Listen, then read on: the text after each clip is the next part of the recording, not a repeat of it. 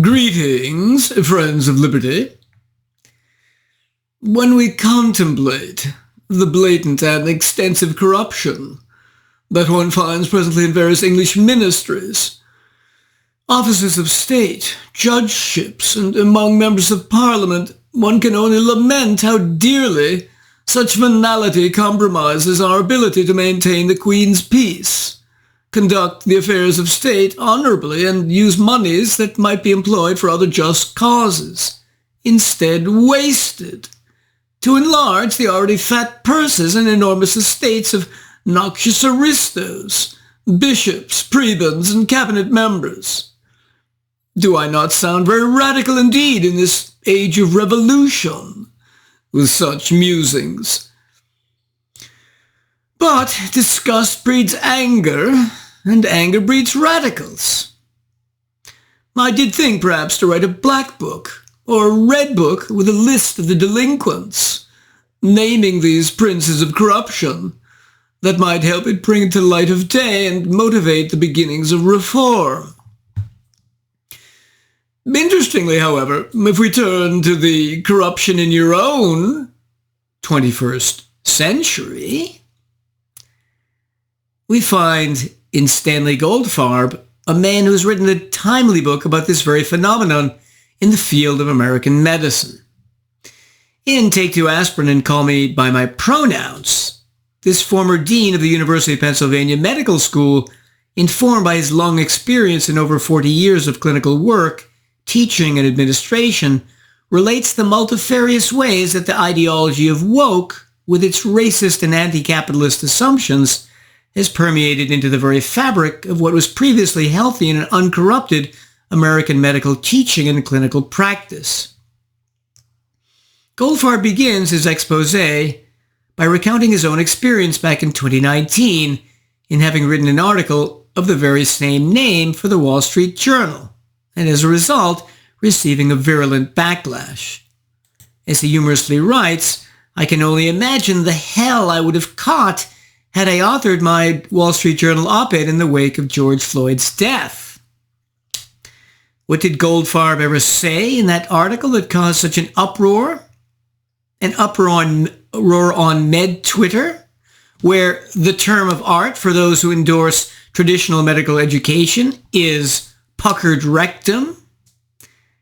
In the press offices of his own medical school, which stated, "Please know that the views expressed by Dr. Goldfarb in his column reflect his personal opinions and do not reflect the values of the Perelmen School of Medicine." And in the pages of the prestigious New England Journal of Medicine. What caused this uproar was his expression of the simple truths that the increasingly woke medical establishment, from top to bottom, was loath to hear. And in this book, which was the logical successor, he answers his critics by greatly expanding on the points he made there. Let's examine these one by one. I've included 5. Point number 1. Because of a cadre of woke administrators who embraced the tenets of critical race theory, the medical establishment was committing itself to a misguided focus on anti-racism, increasingly over the last decades. And that misguided focus was expressed in the cheating of lowering standards for unqualified black applicants and students, with the result he believes that as many as 3 to 5% of all med school graduates don't deserve their degrees. How were standards lowered and the educational process corrupted?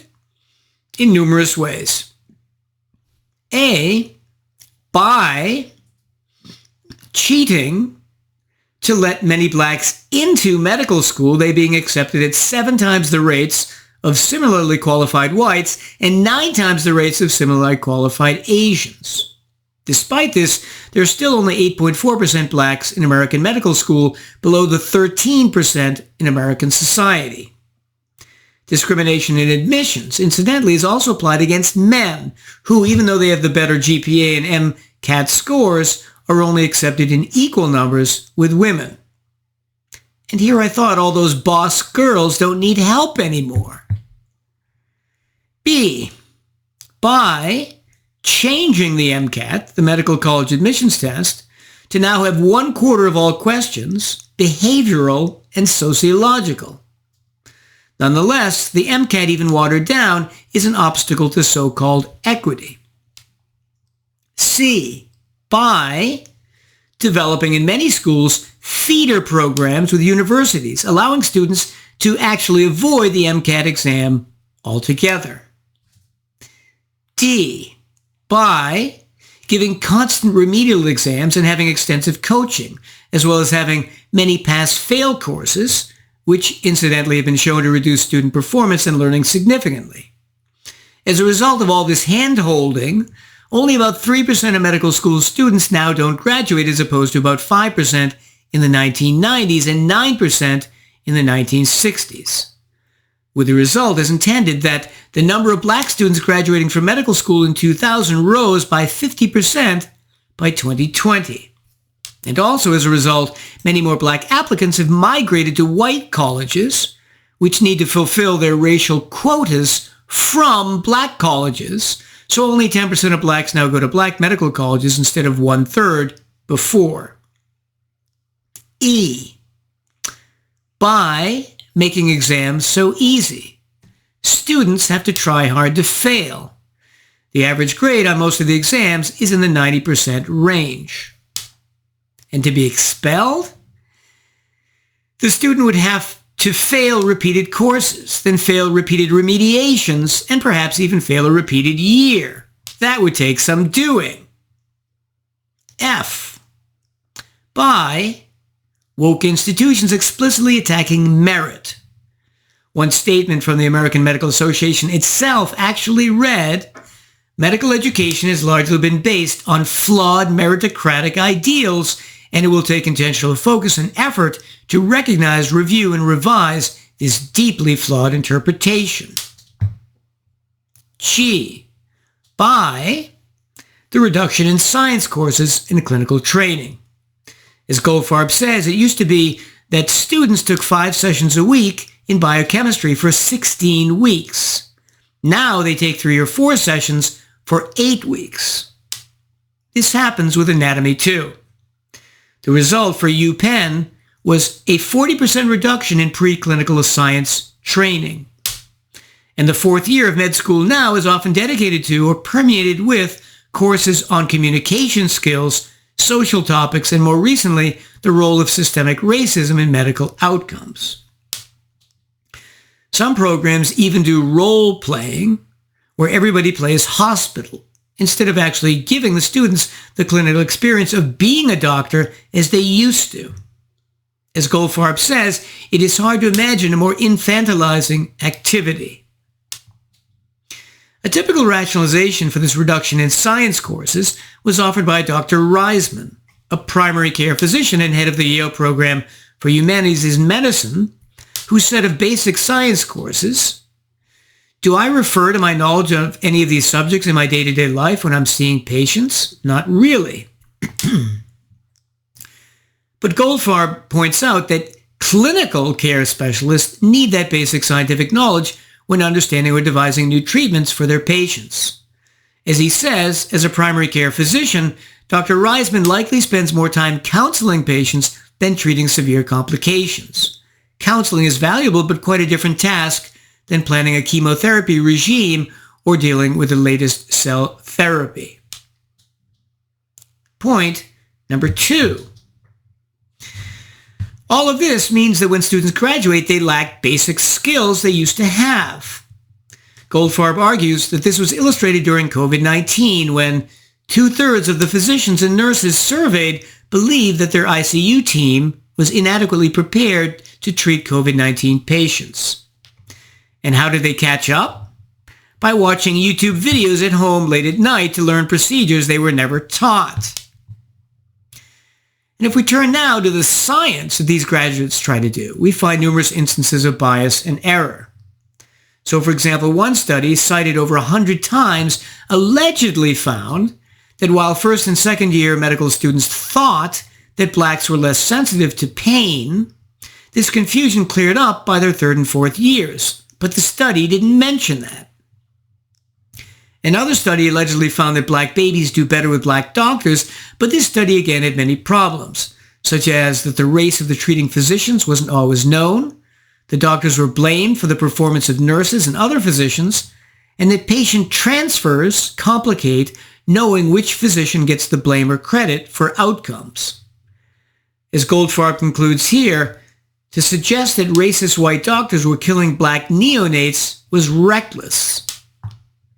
Yet a third study ignored the fact that, because blacks whose ancestors were from West Africa are genetically less susceptible to the sleeping sickness found there, they are more susceptible to kidney damage and thus can have worse outcomes. A fourth study, commonly cited in the medical literature, found racism in the treatment for high blood pressure, when the researchers actually simply focused on black patients who were unsatisfied with their treatment and ignored the ones who were satisfied. An additional common error by researchers is to never ask the individual physicians they're studying exactly why they treated the two races differently. The automatic assumption is racism. Goldfarb's point number 3. The dogmas of ideologies, given that they're so irrational, don't stay in the mind naturally and so need to be constantly affirmed and repeated by, for example, a Dr. Paul Farmer who said, "Physicians risk misdiagnosis when we fail to take social structures into account." Repeated by the American Medical Association, which said of COVID-19 that our nation's investment in racism, capitalism, and white supremacy shredded our safety net and stole many of our loved ones' lives. Repeated by the woke White Coats for Black Lives, which has chapters in medical schools throughout the country and which opined that we should focus on dismantling dominant exploitative systems in the United States. And of course, repeated by Harvard Medical School, who bent the figurative knee when a dean said that it has a history of white supremacist culture. This incessant refrain by medical professionals and the media of systemic racism leads blacks to distrust doctors. Doctors who have often put themselves hundreds of thousands of dollars in debt and spent 7 or more years of their lives to help blacks and whites with their health. So a typical result of the media falsely hyping racism was that black Americans during the pandemic got fewer vaccines than white Americans, leading to increased deaths. These being blamed, of course, on systemic racism. See how that works? So when, as happened at Boston's Brigham and Women's Hospital, researchers said provider bias against minority patients is pervasive, do you think that falsehood made Boston blacks more or less likely to go to that hospital? But again, if more blacks die as a result, it's racism. Incidentally, this was the same hospital where residents were triggered because all of the portraits hanging up in an auditorium honoring famous medical graduates, scientists, and pioneers were of white males. Finally, a favorite hysterical woke chestnut, which constantly resurfaces, is the Tuskegee syphilis study, a standard lead-in to any article on medical racism, though it happened 80 years ago now in the Jim Crow South.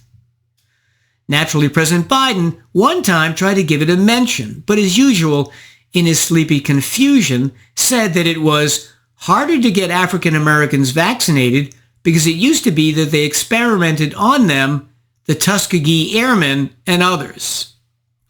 No, those are two different things, Joey. Goldfarb's point number 4. He points out that this constant refrain, harping on various forms of social justice, whether to eliminate racism or poverty or crime or deal with climate change, is harmful for 2 reasons. First, it usually fails at whatever other thing doctors are trying to fix because generally they don't know anything about those things.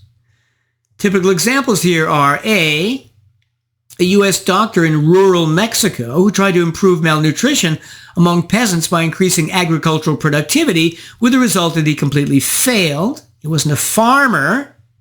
B, the physician group Physicians for Social Responsibility, which first argued to stop nuclear testing because strontium-90 was found in children's teeth, and then went on to argue against nuclear energy, fossil fuel use, and the alleged dangers of fracking. and C, the American College of Physicians, the second largest professional medical society in the United States, which issued a report on gun control and gun violence. As Goldfarb summarizes, these groups all see poverty, housing, police policies, incarceration rates, climate, and gun control as legitimate concerns of the medical profession. What does Goldfarb counsel for these activists? To remember Alcoholics Anonymous.